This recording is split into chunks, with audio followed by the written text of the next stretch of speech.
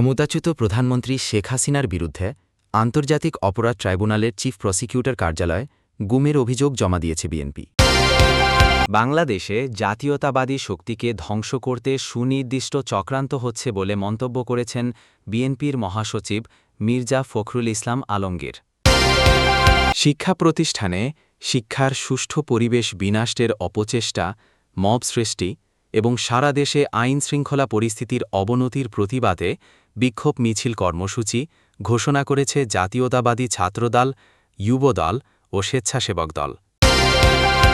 জাতীয় নাগরিক পার্টির এনসিপি আহ্বায়ক নাহিদ ইসলাম বলেন, যারা দখল, চাঁদাবাজি, ছিনতাই, কমিশনের রাজনীতি করতে চান, বাংলাদেশের মানুষ যেভাবে হাসিনাকে বিদায় করেছে সেভাবে তাদেরও বিদায় করবে। প্রধান বিচারপতি নিয়োগ এবং জরুরি অবস্থা জারি সংক্রান্ত সংবিধানের কয়েকটি অনুচ্ছেদে প্রয়োজনীয় সংযোজনের বিষয়ে রাজনৈতিক দলগুলো একমত হয়েছে বলে জানিয়েছেন জাতীয় ঐকমত্য কমিশনের সহসভাপতি অধ্যাপক আলী রিয়াজ। রাজনৈতিক দলগুলোর সঙ্গে জাতীয় ঐকমত্য কমিশনের বৈঠকে তত্ত্বাবধায়ক সরকারের প্রধান উপদেষ্টা নিয়োগ নিয়ে কয়েকটি নতুন প্রস্তাব দিয়েছে বিএনপি।